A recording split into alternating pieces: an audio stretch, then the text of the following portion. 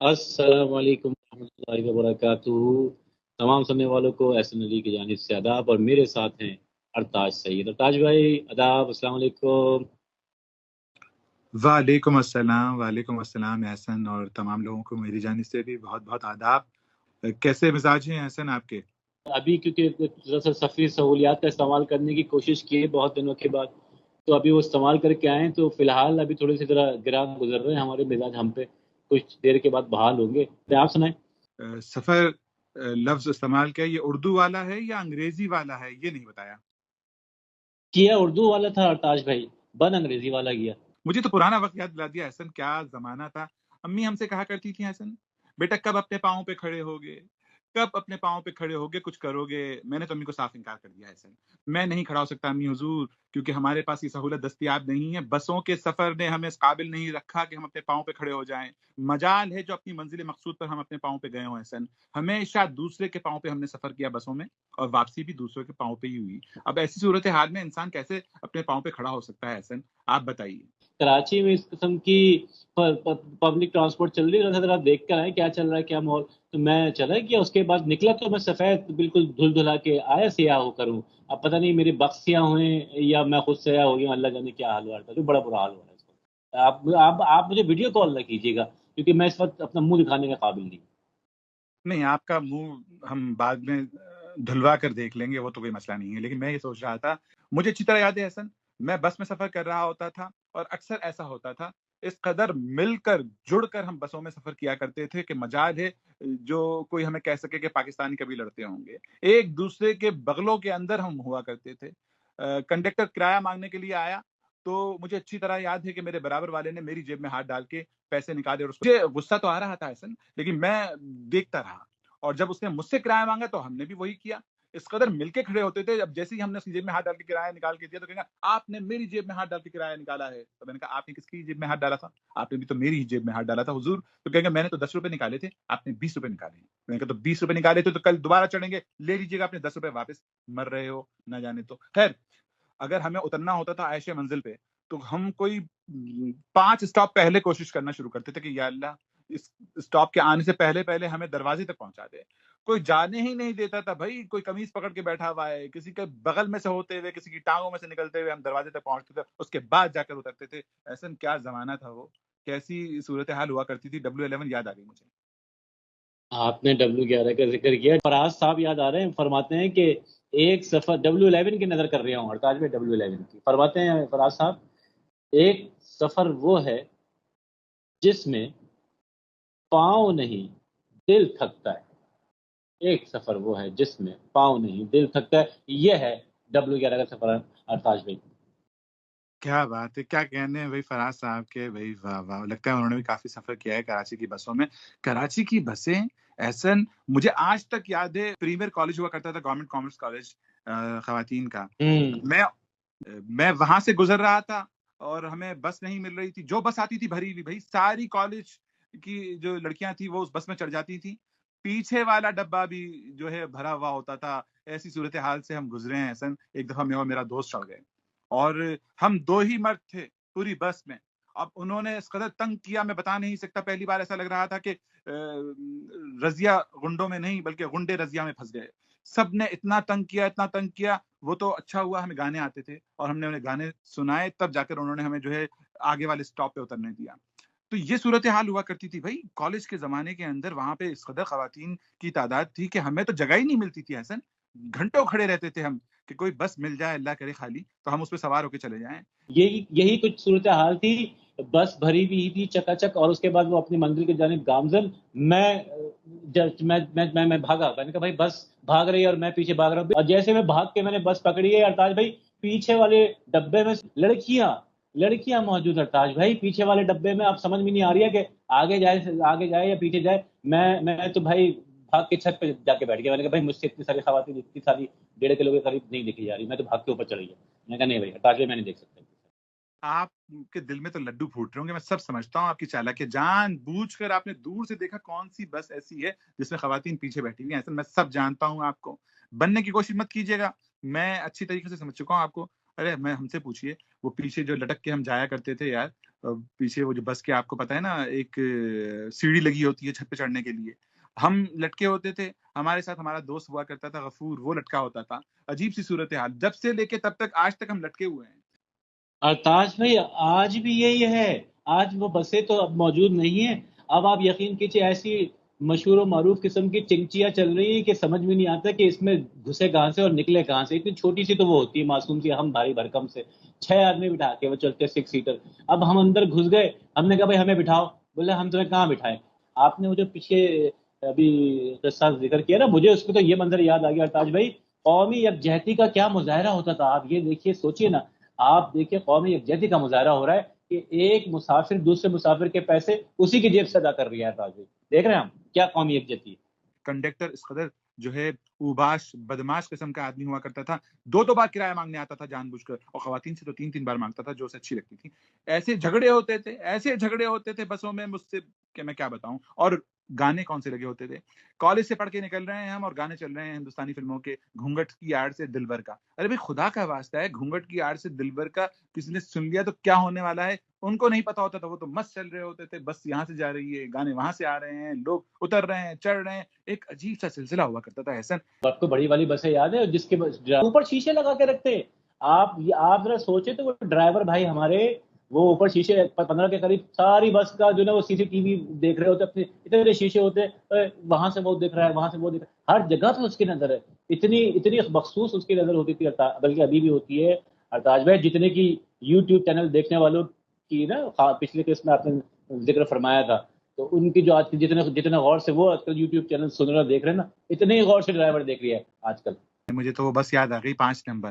ارے 5 number چلا ہائے کرتی کیا بس ہوا کرتی تھی احسن، ایسے چلتی تھی جیسے کچوا چل رہا ہے. ارے اس سے تیز تو میں بھاگتا تھا یار، مصیبت نہ ہو تو ہر اسٹاپ پہ رک جاتی تھی کوئی 15 منٹ کے لیے. اور چلتی کہاں تھی، مرتی تھی، مر کے سسک کے رلا کے جو ہے منزل مقصود تک پہنچاتی تھی، اور سب باتیں انسان بھول جائے. عجیب و غریب بال ایسے ہوتے تھے، ایسا لگتا تھا کہ کوئی بم پھٹا ہو انسان کے جو ہے سر کے اندر. جب نکلو تو آستین کے 2 بٹن ٹوٹے ہوئے ہیں. عجیب بدماش قسم کا بندہ نکل کے آتا تھا. مجھے تو اچھی طرح یاد ہے احسن، ٹائی لگا کے بس میں سفر کرتے ہوئے جب پہلی بار میں اپنے آفس پہنچا تھا تو ہماری تو ٹائی نہیں تھی بھائی، ہم تو بغیر ٹائی کے پہنچے تھے، ٹائی کسی اور کے پاس تھی. یہ تو بعد میں پتا چلا، وہ کہہ رہے تھے بھائی آپ کی ٹائی کہاں ہے، آپ کو پتا ہے کہ آفس کا یہ ڈریس ہے اس میں یہ شامل ہے ٹائی. میں نے کہا سر میں ٹائی پہن کے نکلا تھا، باخدا مجھے اچھی طرح یاد ہے، آخری وقت تک جب میں ڈنڈے پہ تھا تو میری ٹائی تھی، مجھے نہیں پتا وہ کہاں چلی گئی. تو یہ صورتحال ہوا کرتی تھی. اس قدر مصیبت ہوتی تھی بسوں کے اندر، کھچا کھچ ایسے گتم گتا ہوئے ہوتے تھے لوگ. کیا بات ہے بھائی کیا. اب تو اچھی صورتحال ہو گئی ہوگی پہلے سے احسن. 5 نمبر بس کا آپ نے ذکر کیا، وہ چلتی تھی ارتاج بھائی النور سے کراچی میں، اور وہ جاتی تھی سمندر، میرے خیال سمندر پہ اس کا آخری اسٹاپ تھا، کلفٹن پہ شاید، اگر میں غلطی پہ نہیں. نہیں وہاں نہیں تھا احسن، وہ دوسری طرف سے جاتی تھی، سمندر کی طرف سے نہیں جاتی تھی. وہ جا ہی نہیں سکتی تھی سمندر پہ، اس کے اندر تو اتنا چھید تھے کہ پانی بھر جاتا اور ڈوب جاتی بس. وہ کہیں اور جاتی تھی. یار عجیب کیچوے کی چال تھی اس کی. اس کے اندر بیٹھ کے تو میں یقین کیجیے مجھے اقبال کا وہ شعر یاد آ جاتا ہے کہ وہ سفر کے حوالے سے، کہ وہ کیا فرمایا تھا حضرت اقبال نے کہ باغ بہشت سے مجھے حکم سفر دیا تھا کیوں، کار جہاں دراز ہے اب میرا انتظار کر. یہ حال تھا 5 نمبر بس کا. ارے واہ واہ کیا بات ہے. اچھا اس کے علاوہ بھی بھائی جب ہم نے بسوں سے سفر کرنا کم کر دیا اور موٹر سائیکل آ گئی ہمارے دوست کے پاس، مجھے اچھی طرح یاد ہے احسن. ارے کیا بات تھی، کیا واقعہ تھا احسن. حالات خراب ہوا کرتے تھے کراچی کے، پتہ نہیں چل رہا ہوتا تھا کب کہاں سے کون سی گولی آ جائے گی. کرفیو بھی لگا کرتا تھا. اور یہ W11 اس قدر خطرناک ہوا کرتی تھی میں بتا نہیں سکتا. ہم لوگ لیاقت آباد سے آ رہے تھے، میں اور میرا دوست موٹر سائیکل پہ سوار، جمعے کا دن تھا مجھے اچھی طرح یاد ہے احسن. میں نے سفید رنگ کے کپڑے پہنے ہوئے تھے اور اس نے شاید ہلکے نیلے رنگ کے. ہم چلے آ رہے تھے، ہمارے برابر میں سے W11 گزر رہی تھی، اور نہ جانے اچانک کیا ہوا احسن، بغیر کسی گولی کے میں نے دیکھا میرے دوست کے سر سے خون بہ رہا ہے. میں تو پاگل ہو گیا، میں نے کہا کیا ہو گیا، کہاں سے چلی ہے گولی. ارے تمہیں خون نکل رہا ہے. اس نے بھی ہاتھ لگایا، کہا ارے میرے خون لگ، مجھے گولی لگ گئی. میں نے کہا بھائی یہ ہوا کیا، کب کیسے ہوا. اور اپنی قمیص پہ دیکھا تو میری قمیص پہ بھی بہت سارے نشان تھے. میں کہا تمہیں گولی لگی ہے کہ مجھے گولی لگی ہے. ارے کسے گولی لگی ہے. ابھی ہم یہ بات ہی کر رہے تھے کہ مجھے ہلکی ہلکی سی خوشبو آ رہی تھی تمباکو کی. ظہور راجہ جانی، مجھے اچھی طرح یاد ہے، ظہور راجہ جانی. میں نے کہا یہ تم تمباکو جو کھاتے ہو تمہارے خون میں شامل ہو گیا ہے، یہ دیکھو اس میں سے بھی خوشبو آ رہی ہے اس کی. ابھی ہم یہ گفتگو کر رہے تھے تو میری نظر پڑی یار وہ بس میں جو W11 میں موجود تھا وہ بار بار پچکاریاں مار رہا تھا پیک کی، کبھی ادھر کبھی ادھر. ارے عجیب مصیبت تھی، ایک عجیب زندگی تھی یار. کس قسم کے لوگ تھے. چلتی ہوئی بس میں سے پیک تھوک دی اس کمبخت نے اور ہمارے کپڑے خراب ہو گئے. اللہ کا شکر ہے گولی نہیں لگی. لیکن یہ بات طے ہے کہ اگر آپ بس کے برابر میں بھی جا رہے ہیں تو آپ سمجھ لیجیے کہ آپ بس کے اندر ہیں. وہ دل والے دلہنیاں لے جائیں گے میں جس طرح کے آخری منظر میں امریش پوری بھائی صاحب فرماتے ہیں جہاں سمرن جی لے اپنی زندگی اور سمرن بھاگ رہی ہے اور ادھر جو ہے وہ شاہ رخ بھائی کھڑے ہوئے اپنا ہاتھ پھیلائے ہوئے. اور جیسے سمرن کراچی میں اگر یہ سفر اس کو قید کرتے نا تاج بھائی پتہ ہے کیسے ہوتا, آدھے سفر میں ہوتی بھاگتے ہوئے اور بیچ سے کہیں کھڑکی سے پیپ پیپ آ جاتی اور وہیں پہ اسے کپڑے کر دیا جاتے وہیں سین کٹ جاتا. کبھی انہوں نے کیا ہوگا ایسی بسوں میں سفر؟ ارے ہم سے پوچھو, مصیبت زندگی. رکشے میں بیٹھ جاؤ تو باہر نکلو تو ایسا لگتا تھا کہ کب نکل آئے گا اندر سے, ایسی کمر یوں ہو جاتی تھی. اتنے جھٹکے اللہ کی پناہ ہے کہ چال ایسی ہو جاتی تھی جیسا لگتا تھا کہ لنگڑا فقیر چلا رہا ہو. کئی بار تو لوگوں نے کہا کہ یہ لو تم اپنا علاج کرا لو. ارے میں نے کہا پاگل ہو گئے ہو, دماغ خراب ہو, میں شریف خاندان سے تعلق رکھتا ہوں, بھیک مانگنے والا رکھتا ہوں کیا تمہیں میں؟ ارے اس طرح سے نکلتا تھا انسان رکشے کے اندر سے. اس قدر سڑکیں تباہ شدہ, اوپر سے ان بسوں نے ہماری مت مار دی تھی. کیا سفر تھا وہ؟ سفر ہو سکتا ہے؟ ارے وہ سفر نہیں ہو سکتا. یہ اردو والا اتنی مشکل سے ہماری زندگی گزری ہے احسن, میں بتا نہیں سکتا. کیا موٹر سائیکل, کیا بس, کیا رکشہ, کیا ٹیکسی, لیکن اپنی جگہ W11 زندہ باد.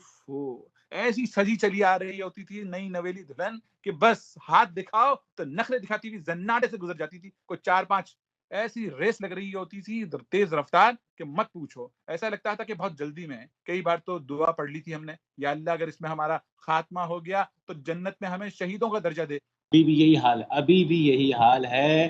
اگر آپ کھانا کھا لیجئے اور کھانا کھانے کے بجائے چہل قدمی کی کوئی ضرورت نہیں ہے, گاڑی میں بیٹھ جائیں اور ایک چکر کراچی کی سڑکوں کا لگا کے آ جائیں, آپ یقین کیجیے سارا کھانا ایسا ہضم ہوگا آپ کو خود معلوم نہیں ہوگا کہ کھانا گیا کہاں. اس قدر جھٹکے لگتے ہیں اوپر سے لے کے نیچے سے اوپر تک ساری جگہ ہل جاتی ہے. توبہ. ارے آپ نے دیکھا ہوگا وہ جو گاڑیوں کے اندر انہوں نے جو ہے چھوٹی چھوٹی ٹیڈی بیئر اور اس طرح کی چیزیں لگائی ہوتی ہیں جو ہل رہی ہوتی ہیں, آگے پیچھے ہل رہی ہوتی ہیں. ہمارا تو وہ حال ہو گیا تھا احسن بسوں میں بیٹھ کر کہ لوگ کہتے تھے ابے کیوں اتنا ہلتے ہو تم, ہل گئے ہو کیا؟ اس طرح سے ہو گئے تھے ہم, بیٹھے بیٹھے ہل رہے ہوتے تھے. ایسا لگ رہا ہوتا تھا کہ گھر میں بھی صوفے پہ بیٹھے ہیں تو بس ہلتے ہوئے بات کر رہے ہوتے تھے. ہاں کیسے ہیں آپ, کیسے مزاج ہیں آپ کے؟ اس طرح کی کیفیت ہو جاتی ہے انسان کی. کراچی کی بسیں اللہ کی پناہ ہے. وہ صدر, ٹاور اور صدر مت پوچھو احسن, مت پوچھو کہ کس قدر ظلم ہوتا تھا. وہاں بس پھنس گئی تو بس ہو جاتی تھی ہماری. اب پتہ نہیں کیا حال ہوگا ہمارے شہر کراچی کا احسن. ارے ارتاج بھائی, شہر کراچی ہو یا لاہور ہو یا ممبئی ہو یا دبئی ہو یا نیو یارک ہو, کوئی سا بھی بڑا شہر اٹھا کے دیکھ لیجئے. میں تو ٹریفک جیم کی بات کر رہا ہوں. جو ٹریفک ایک کے پیچھے آپ نے جو بات کی نا, مجھے اس سے وہ یاد آ گئی کہ صدر کے علاقے میں جیسے آپ ریمبو سینٹر کے پاس سے گزرے, وہاں پہ ایک لائن سے بسیں کھڑی ہوئی. اب آپ 7 اسٹار سے وہاں اتر رہے ہیں اور اس کے بعد جو سب سے آگے بس لگی ہوئی وہاں جا رہے ہیں کیونکہ بھائی, اور اس سے کرائے پہ چھوڑ دیا آپ نے کہ بھائی جانے تو دفعہ کرو اس کو. سب سے آگے والی بس پہ جا کے بیٹھ رہے کہ بھائی ٹائم بچ جائے گا ہمارا. اتنی بسیں لگی ہوئی تھی لائن سے. اور اب آپ جائیے, اگر اب آپ جائیں گے تو تاج بھائی لائن سے چنچی لگے ہوئے ہوتے ہیں, چنچی لگے ہوئے لائن سے. سمجھ میں نہیں آ رہا کہ اوپر سے جائے کہ نیچے سے جائے, کہاں سے جائے. یہ حال ہوا کراچی. ارے یار چنچی تم نے کیا یاد دلا دیا, لیکن بھاڑ میں گیا ہے چنچی. میں تمہیں بتاؤں, ساری مصیبتیں اپنی جگہ احسان, لیکن وہاں محبتیں چل رہی ہیں, رومانس. بھائی کیا کہنے ہیں لوگوں کے, ایک سے ایک بڑھ کے پیار ہو رہا ہے بسوں میں. یعنی کہ آپ دیکھیں اشارے چل رہے ہیں کہ اس اسٹاپ پہ اترنا ہے. مجھے اچھی طرح یاد ہے وہ واقعہ جب ایک جو تھی خاتون وہ اتری آگے والے اسٹاپ پہ, تو وہ جو لڑکا تھا وہ نہیں اتر سکا کیونکہ کنڈکٹر نے کہا ڈبل اے, اور ایسا جھگڑا ہوا, ایسی لڑائی ہوئی کہ تم روکتے کیوں نہیں ہو بس. اس وقت پتہ چلا کہ یار وہ تو وہیں اترنا تھا ان کو ساتھ, دونوں کو. عجیب سا چکر تھا. یہ ساری باتیں اپنی جگہ ہیں, لیکن چنچی کا ذکر کیا آپ نے تو یہ چنچی بھی عجیب سی مصیبت ہے یار. کیا عجیب و غریب مخلوق ہے یہ کب سے وہاں پہ آ گئی, کس نے ایجاد کر دیا اس کو؟ مجھے گانا یاد آ رہی ہے, میں گانا گاؤں گا. It is for everyone. یہ تو ایک طنز و مزاح تھا, لیکن باقی زندگی ایک سفر ہے اور سفر ایک بڑی سہانا ہے سب کے لیے. یہ جتنے لوگ سن رہے ہیں جہاں جہاں آواز جا رہی ہے, آپ سب کے لیے. زندگی ایک سفر ہے سہانا, یہاں کل کیا ہو کس نے جانا. او زندگی ایک سفر ہے سہانا, یہاں کل کیا ہو کس نے جانا.